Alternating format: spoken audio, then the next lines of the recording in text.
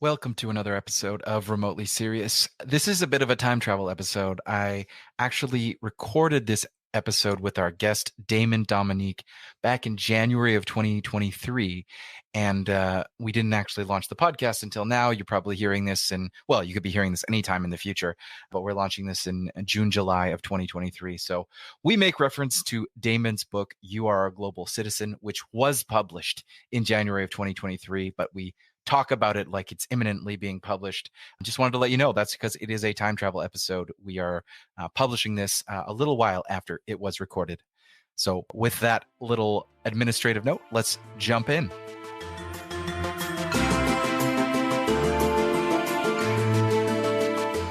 All right, everybody, this is Remotely Serious, the Waviator podcast, coming to you from waviator.com. It's 2023. It's the first morning of the year for me. January 2nd doesn't count. That was the holiday because we had New Year's on the Sunday. But we got a great guest today, and we'll jump right into it. Damon Dominique is with me this morning. It's my morning. Damon, where are you calling from? Is it morning for you?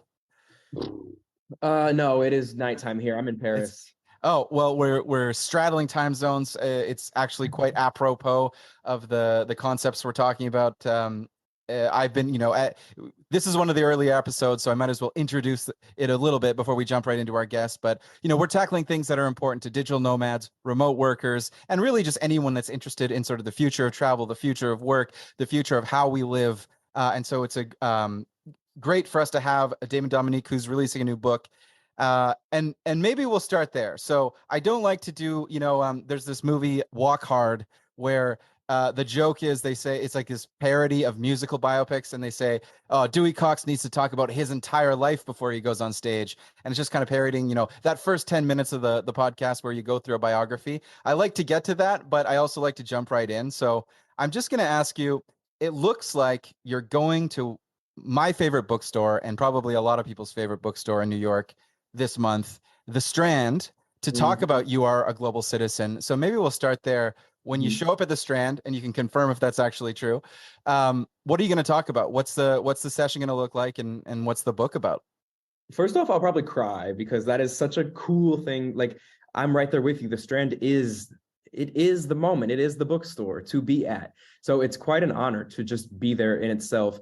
I feel like I got my start in New York. I went to school there, and I started traveling there on a dime. Like, I was taking every Chinatown bus to Baltimore just to go see what was in Baltimore. I took a train up to Montreal. I was just doing it. I was a global citizen from the start, despite being from Indiana, the trenches of the Midwest.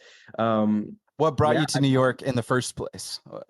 What brought me to New York in the first place? I wanted to be in a big city. It didn't matter which big city. I just needed to be in one. So New York was the place to go. I wanted to study French and Spanish. And so I went to New York to study French and Spanish. Right. Yeah, I lived in New York actually from 2017 to 2020, actually until March 2020. So there's a bit of a story there, but I won't tell that story right now. But March 2020 was an interesting time in New York. So you're heading to the Strand. You're walking. You're traversing familiar pathways, taking the Q train down to near the Regal Theater that's by the Strand down in Union Square, and you're coming up. You probably got a few copies of You Are a Global Citizen. So what's the book about, and what kind of people do you think will be in attendance to hear you talk about it? It says the subtitle is a guided journal for the culturally curious. Culturally curious. Yeah, so the culturally curious will be in attendance in a few weeks at the Strand.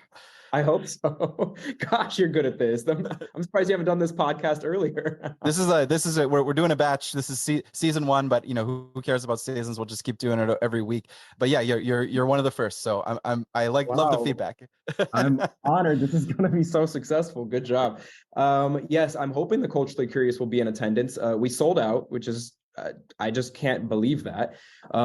Sold out. This is a book about not only becoming a global citizen, but realizing that before any other label, we all are global citizens, period. So I've traveled. I'm 31 at this point. I've traveled a lot of the world. And I feel like the part that's missing is that people are traveling what they think they're doing is discovering a new place, a new country, a new culture. But what they're actually doing is discovering a part of themselves. Like they're discovering themselves by way of another culture. So yes, you may be visiting Paris, but you're also visiting the parts of yourself that are getting pissed off when the waiter is not like coming to your table. You're realizing that, oh, right, they don't have peanut butter everywhere. You're really learning more about yourself as well. And I think those are like, that's also part of why we travel. So basically, blah, blah, blah. I wanted to make a book. I wanted to make a book that I would have wanted to have as I was venturing out in the world by myself. So it's primarily a guided journal that anyone could take and get to know themselves as they're visiting the world. Or, I mean, you could do it in your armchair if you want. You don't have to travel to do this book. Yeah, I love it. And this is why I love kind of coming at the biography out of chronological order. So you've got we're here in the present. You got this book. You are a global citizen, and we've established you've made the classic move from the Midwest to New York. But I imagine it's was there another? Would you consider that the global citizen awakening, or was there another moment where it was like I was in New York, I was working at X job, and I decided it was time to check out Koh Phangan in Thailand, or the classic thing people did, 10 years ago, or whenever this was. What was your global citizen moment that started you off on the culturally curious journey? First off, I would say there were a few baby culturally curious moments. One was moving to New York. I mean, I started backpacking when I was in my early 20s. Those were just like the baby moments. I was getting my feet wet in the world. I honestly think the moment that really made it all click for me was that I wanted to, after the Midwest, after New York, after LA, I was like, all right, I'm done with the States. I just need to get out of this place. So I moved to Paris. And Paris was a place I'd studied abroad before, and I loved it. And I had fallen in love with a guy here, and we dated for 6 years. And then I decided to finally move here 5 years ago. And I realized I wanted to move to France because I thought they were doing everything correct. I wanted to be French. I wanted to be European. And then after being here for 5 years, I realized, oh, okay, there are just as many parts about this culture that I actually that I love and that I hate as well. So instead of thinking that I have to choose one culture in particular, the American culture or the French culture or whatever the culture is, like I don't have to make a choice at all. I can be all of them. I can be none of them. In fact, I think it's really interesting that we actually all have to be a part of a country. Like I want the option to be stateless. I want to be a complete free being, but the way the system has it now, we have to belong to a country and we have to belong to one culture. So I would say the I don't know, the moment that made it all click for me was moving abroad and realizing that it wasn't going to solve all the things that were happening in my mind. Yeah, I definitely think that there's kind of this there is this matrix we live in, to use the analogy from the movie, about what society is. And I think just like combining the matrix and Inception, there's almost levels of it. And it sounds like you've gone through one of the levels, which is kind of or several of the levels, but this first one or the second one was, you know America has some flaws, or some things that I don't particularly like about it, or would just like to explore to see what else is out there. I've gone to Paris, a French speaking, yet still Western capitalist democracy, et cetera, et cetera. And at first, it's quite different, I'm sure. Like, you go in and how you have lunch is different. You learn French and you do all these kinds of things. But then you realize, of course, like many people, that, just like someone who lived in Australia and goes to London, or who lives in Vancouver and goes to New York, you're still kind of within a certain global West. And then, for many people, that leads to other travels to Southeast Asia, to Africa, to Asia, to the rest of the world.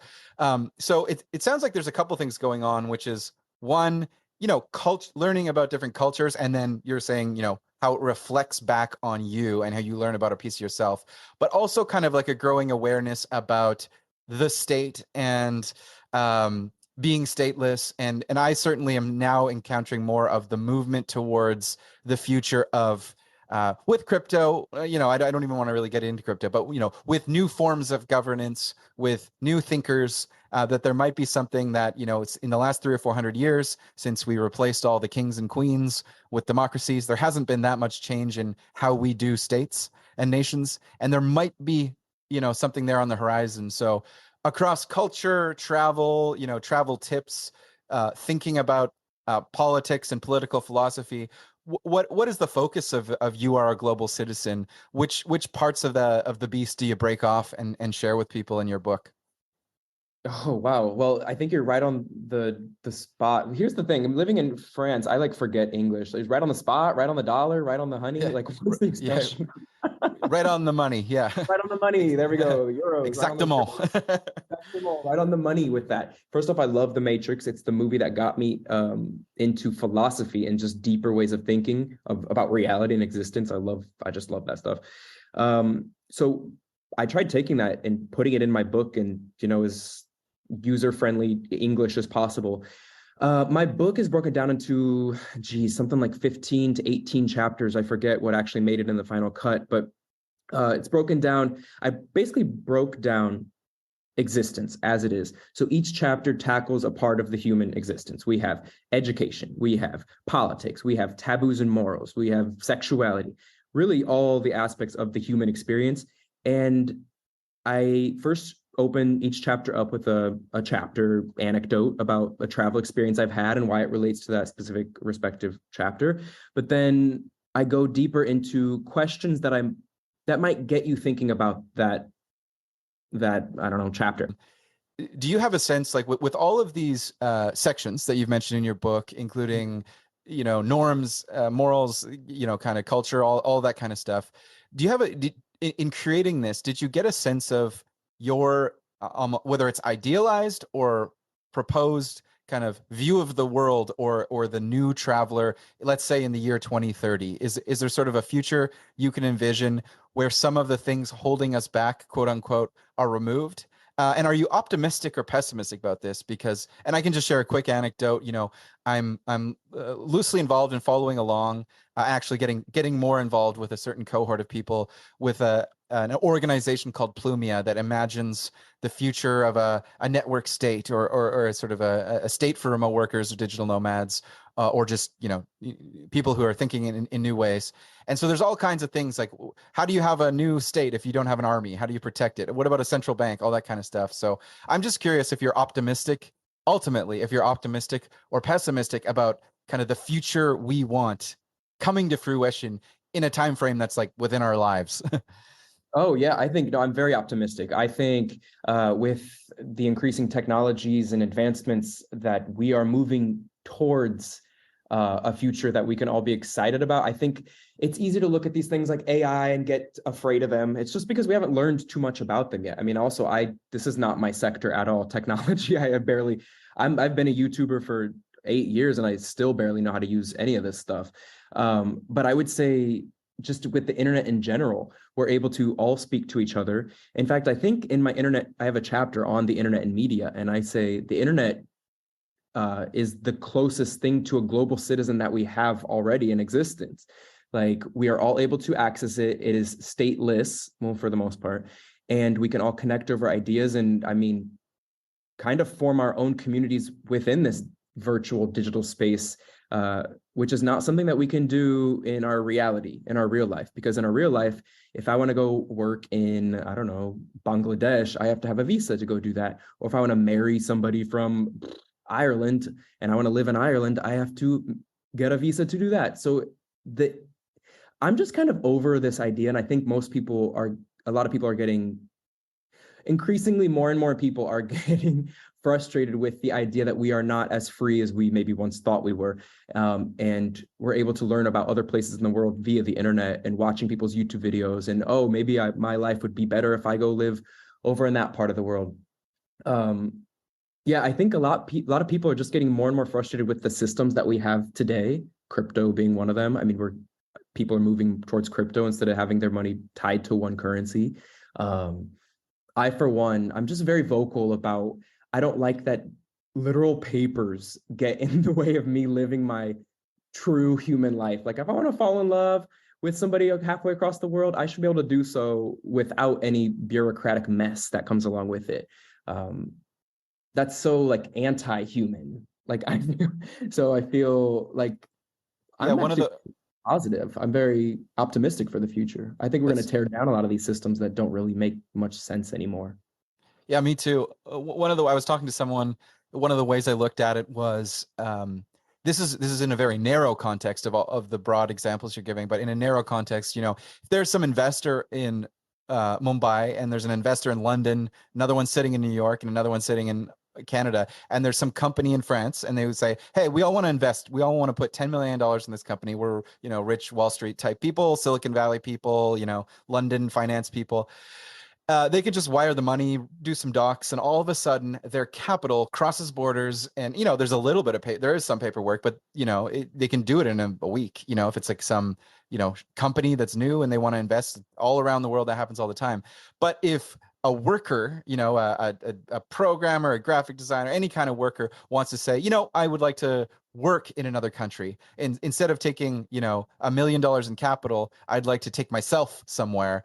It's been much harder and, you know, impossible in some cases. And so I'm not, you know, advocating any kind of opening up the Pandora's box of evaluating capitalism versus socialism versus communism. I'm just sort of making the point that like money can move so easily, and it has been able to do that for a long time. And with digital nomad visas, with remote work visas, there's the first inklings, and with other things, you know, with crypto as a way of moving money, there's the first inklings of some more freedoms to sort of break the monopoly of violence that states have on enforcing, like, you know, people moving like that, where man, it's easy for for money to move, but you want to move your family, well, you know, it's illegal unless you have a visa. And you know, nations have the right to do what they want with their borders. But many of them are saying we shouldn't have this hostile approach. We should say, you know, if you make a certain amount of money and you got health insurance, come on in, come on in. And that's sort of the philosophy of the first wave of very imperfect visas that are coming out that are more welcoming to people that are nomads or remote workers. And I'm sure there's so much more to do there, but there's a competition now. So a bit on my soapbox, but I just wanted to share No. that perspective. Um, I maybe would let's also talk. say, I Go just ahead. want to real quick. I would also say that all of this would have happened earlier had the internet existed. I think this is something that came about because we all are able to communicate. We are able to communicate. I mean, right now we're communicating literally across time zones and borders, which was not something we were able to do. So, like the sharing of knowledge, world knowledge, is the reason why all these things are happening. So I think it's honestly only a matter of time. Give it 20 years. I think we're going to see, like, I don't want to say the crumbling of of certain parts of society, but I think the general public is starting to see through a lot of these structures that really just don't make sense for many people anymore. Primarily digital nomads or remote workers. I think it's all going to start changing very quickly. It already is. Yeah, it definitely already is.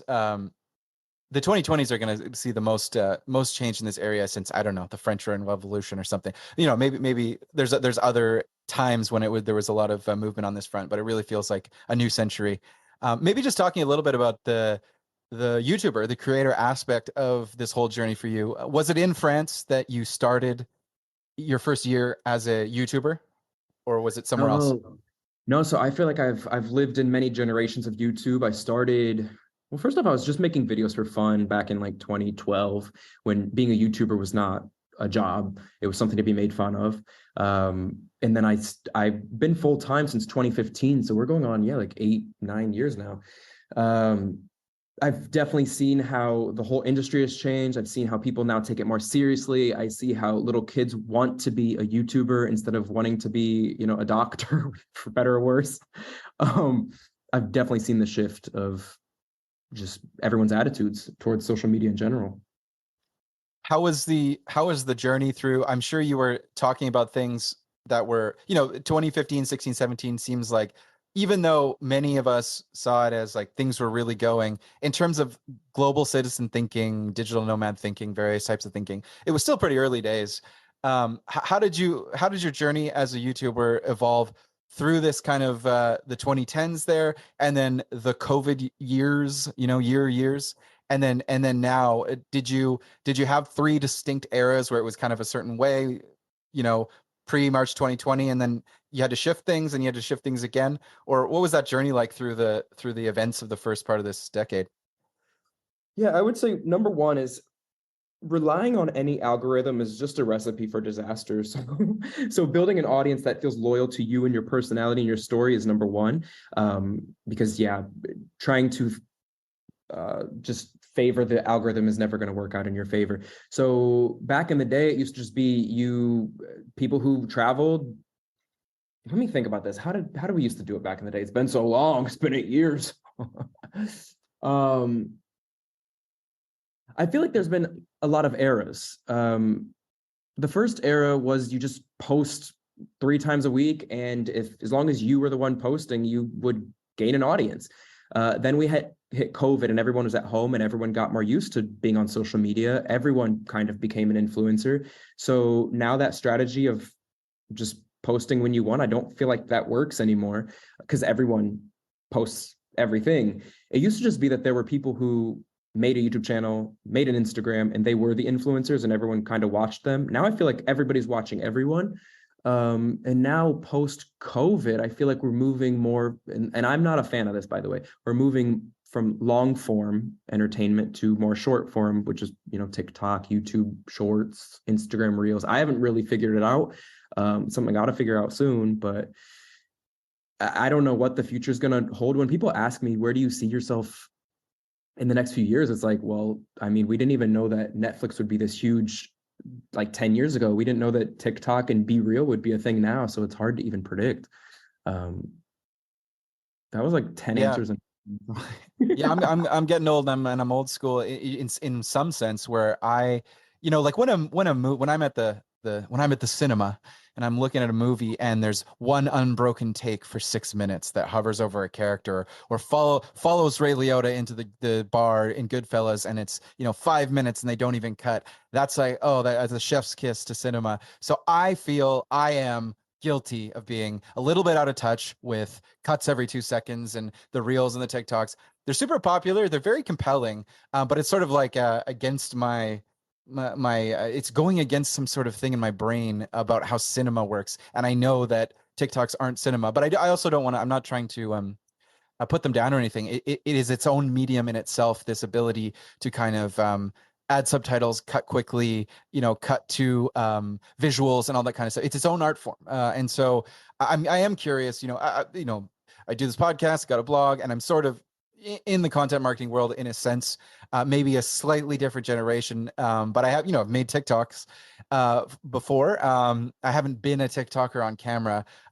So I see it as something it seems to be going that direction, like really short content. Do you, but then, here we are sitting on a podcast, and I know I won't name them all, but I know at least 10 podcasts, some that I listen to, where, they sit and talk. It doesn't even really seem like it's heavily edited. And the final product is 2.5 hours. We're not going to go 2.5 hours. Don't worry, I'll let you go. But, there seems to be this dichotomy between like, oh yeah, every day while I work, I throw on this 3-hour podcast with my favorite sports broadcaster or whatever it is. Meanwhile, there's like, oh, try and tell everything you can in 4 seconds. So I know this is a little bit off topic on your book, but just as a creator, where do you see it going in a couple years? Do you have a sense of like where you need to get to match the market, or to just do your own thing as an artist, regardless of what the kids want, or are demanding? Yeah, I guess I feel like now I have my answer figured out from that question a few minutes ago.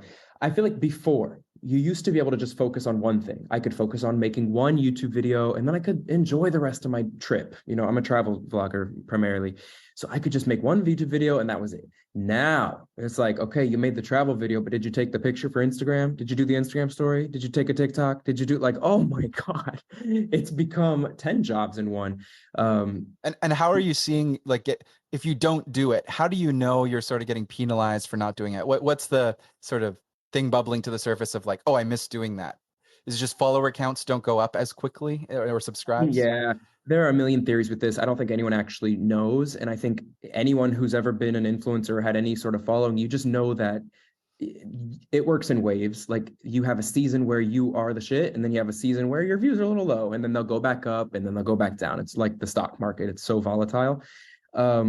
Now the word on the street, again, nobody really knows, but they say like if you're not posting short form content, then the algorithm will not push your other videos.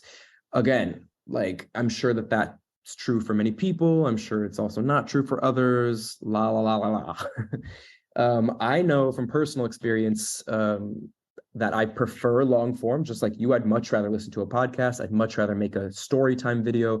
I like the art of storytelling. I'm not like a chop kind of guy.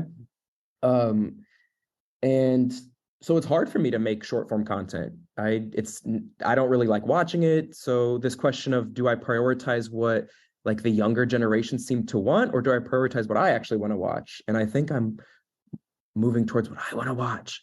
I don't know why we always tend to prioritize what the younger generations want to watch when the rest of us are still alive too, and the rest of us are still watching content. So I think in the past few years, I've also moved in that direction. Like, I don't want to make like teen friendly family friendly content. I'm not a family friendly kind of guy. I want to make videos about me at the rave this past weekend. I want to make a video of me drinking red wine and getting drunk with my friends. Like, that's more realistic. That's what I'm actually doing. So that's what I'm going to keep doing until the algorithm wipes me off the platform.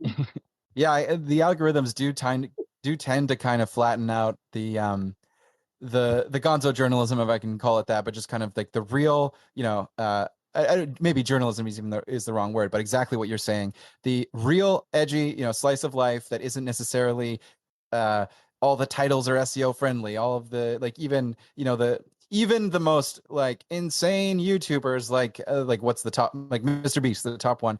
It's still kind of, yeah, it's family friendly. Like you're gonna a parent can let their 9-year-old watch it. It's crazy, but it's not actually getting into certain things that, like, when you read a great memoir from someone's time in New York in the 90s or in Thailand, and they really get into all of it, love, sex, eat, pray, love, everything. That's when that's when I really get into something, and I've loved reading full length book memoirs, and your current book is not your first foray. Speaking of mediums that are long and very fulfilling as opposed to short and choppy, full length books are one of my favorites there too, in addition to podcasts and movies. But it seems like you've got a history of language learning and almost like cultural training in a sense, if I can call it that. Has the process for writing this current book been different than your learn French, learn Spanish, learn to date in French books of times past? Yeah, so I would say number one, I'm a visual person. So writing a book is not necessarily a visual craft. Like, it's more of a pen and paper kind of deal, or you in Microsoft Word, just peeling over each last paragraph. It was probably one of the hardest things I've done. Whereas making a video or making social media content, or what you're referring to, I have courses. I have a Spanish course and a French course, and those are visual. I'm right here in front of my camera in my apartment teaching you these languages, just like as if you were here on my couch. I'm your language tutor. And so yeah, I've always thrived more in video. I like the visual arts. I'm a design dude. I love setting up a scene, really. So really writing, you are setting up a scene, but it's a different part of your brain. It's with words. And geez, after learning all these languages, I trip over English all the time. Like, I have 10 languages going through my brain at every time. And it has definitely helped my other languages, but it's hurt my English in many ways. Yeah, I was in Costa Rica I should not this year because it's now 2023, but in 2022 I was in Costa Rica, and just the shift to speaking English even, and then there was a situation where I had to speak French, and it's just saying hola and the various things. I just couldn't help but speak the very basic words in Spanish when I wasn't supposed to. Is there anywhere you're in France? Is there a laundry list, or not? That's probably the wrong term, but an itinerary of places you're going in 2023, or are you home base France, TBD, still planning? Obviously there's a book tour that's going to take you down, down the eastern seaboard in the USA, it looks like, with some stops in New York and Boston and other places. But anywhere else in the near future that's on the list? Oh my gosh, this list of mine, it's never ending. Step number one in my life motto, I guess, my life number one rule in my life is you always have your next trip planned before you come home. So I was in Mexico City, I was in Miami, and I knew I was coming to Paris. But before I got to Paris, I already knew I was going to New York. When I go to New York, I already know I'm going to London after this. So right now we're in the process. I'm planning about 2 months out. My list is extremely long. Like the places that excite me most are the places that everybody tells me not to go. Like Dubai, people seem to really hate Dubai. I would love to go there. North Korea, very oppressive government. Would love to go check it out. Because I guess the thing is, I'm less interested in what these governments are doing. I'm more interested in the people. I don't believe that the government represents the people's best wishes from a top level. So yeah, my list is it's huge. Like I should even show you my Notion. I have a huge page in Notion. But next year or this year, I plan on getting to Antarctica. I want to go to Ireland. I need to hit more countries in Africa. I mean, literally, we could just finish the whole podcast by me just listing off every country in the world. I want to go everywhere. Does choosing some of these places, does it's not appropriateness, that's the wrong word, but is it's matching up the destination with how well it could be a vlog video? Is that a big factor, the only factor, not a factor? Like I go where I want, and YouTube, you just deal with it. I just go where I want personally. Or do you factor in kind of like, oh, Antarctica, I know I could do a certain thing there that would get clicks. I'm not saying that you're a hound for clicks, but you got to strategize. You gotta figure out what to do with your channel. And does that factor into this list? It definitely factors in, but I'm more on the side of YouTube where I want to do the quirky and eccentric things. So, for example, one of the videos I want to make in the next few months is I'm going to go to Wales near England, and I want to visit. it's the city with the longest name in the world, and this city has become like world famous for having the longest title of like the longest city title. And that's their like claim to fame, and they've been in every press about their city's name. So that's more where I go. It's more just because I'm curious about the world in that aspect. It's less about like, let me go make the same old Eiffel Tower video in Paris. I'm sure people can capture the Eiffel Tower they actually know how to use technology. They could probably capture the Eiffel Tower in a better photo than I could. So the angle that I always take is like, what's the story I could tell? Or what else when you do a 180 from the Eiffel Tower, what else is in the shot? Like I think that's what's more interesting to me. That's what's more interesting to me, like these things that other people aren't really capturing. So like, for example, I want to go to Antarctica, but in order to get to Antarctica, you have to apparently pass through the Drake Passage, which if you go on TikTok, you'll see these like extremely frightening waves, like humongous waves. And that's one of my biggest fears, being out in open water. So I don't know, I'm on this like, let me just have all these crazy human experiences. That's the side of YouTube I'm on. Of course, I'm like blessed and grateful that I have this freedom, this schedule that I have where I can pretty much do what I want and just film it. And so I'm like, damn, I have this opportunity. Let me go do some crazy things. Yeah, well, maybe I'll just switch gears to something a little bit more nerdy as we think about this. I'm thinking about Antarctica, and I'm even thinking like Antarctica is at the bottom of the sea. There must be multiple ways to get to it. Like, why do you have to go through? But I'm gonna research that, look this up, because I've never heard of that particular passage. So that's a new fact for me. When you're doing these things, like whether it's Antarctica or maybe something closer to home, like in Wales. What's your gear? Are you traveling alone? Do you kind of have a backpack full of, as a YouTube, not just a global citizen who's traveling, but as a YouTuber who's traveling? How do you manage that? Does it all fit in one backpack, or is it a bit of a production to get what you need where you need it to make your videos? Oh yeah, I'm very low maintenance in that aspect. I try to keep my equipment as light and as minimal as possible. I always joke like it's a miracle that I'm still on YouTube today, because I barely know how to use my equipment. It's just, I'm not that interested in equipment. I have my one camera, I have my one mic, and boom, that's it. And then I go and I do my thing. I feel like the more equipment I have, the more it holds me down. And the more takes me longer to set up the shot, which then makes me think that, oh yeah, I'm filming a video, which then makes it less real. So I feel like the more equipment you have, the more it gets in the way. Of course, that's just what I tell myself because I also just don't want to learn about it. I'm more interested in other things. But yeah, I would say I have a camera, I have a mic. Just recently, I bought some lights, portable lights that I can take with me anywhere. But yeah, I just work with whatever I have. I turn on a few lights in the Airbnb and the hostel, and I go with it. Cool.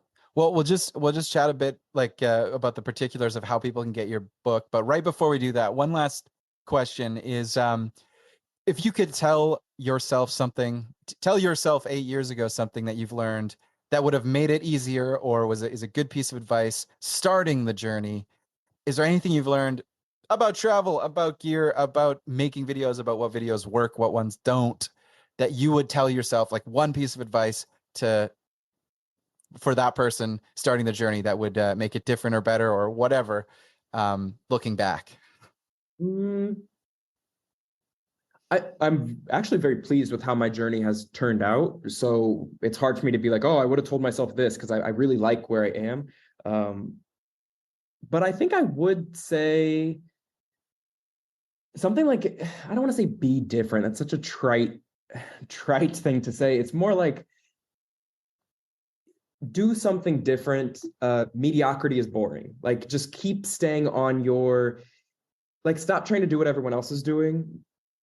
Do what you're doing. Do what you want to do. Do what you would want to watch. I think that's what's going to be more interesting, not only for people to watch, but for you to watch. Because part of being a YouTuber is not only keeping your audience entertained, but keeping yourself entertained. Like this past year, to be honest, it was a rough year for me because I was like uninterested in doing social media, and that's a mountain that I think anybody has to climb with any career. It's after, working in the same career for so long, you're kind of like, all right, is this it? Is this what I'm doing for the rest of my life? So that was last year. And then of course I started writing out that list of, okay, Drake Passage, Antarctica, like this long city name in Wales. Then I was like, okay, no, I've only seen such a small part of this world. Let me keep on keeping on, like doing my thing. Stay in your lane, I think is maybe that's what I'd say to myself. Stay in your lane. Stop trying to drive everybody else's car. Stay in your dinky old car over here. Drive your own car. Yeah, it's great. I mean, I've seen that play out in so many different digital industries in the last few years with ICOs, NFTs, other things, coins, YouTube, TikTok, people, flooding to whatever the thing of the moment is for this month. And the people like you that continue to plug away and grow, being you, I think will have success in the next 10 years as fads come and go, but authentic creators, authentic YouTubers, authentic people win out in the end over time. So speaking of time, it looks like it's a couple weeks. I got barnesandnoble.com up here. It says your book's available for pre-order. January 17th is the release date. Do I have that right? And in general, where should people follow you and look, whether they want to learn French or Spanish, or they're culturally curious about being a global citizen? Where should they find you and your published work? Yes, dude, you are amazing at this, by the way. You need to keep on doing this. Aw, shucks. Thanks. No, for real. There's all these transitions. So well done. I would say, okay, so my name's Damon Dominique. You can find me on every social platform, Damon Dominique, website, Damon Dominique. I have French courses, Spanish courses. I got the TV show pilot. I got the book.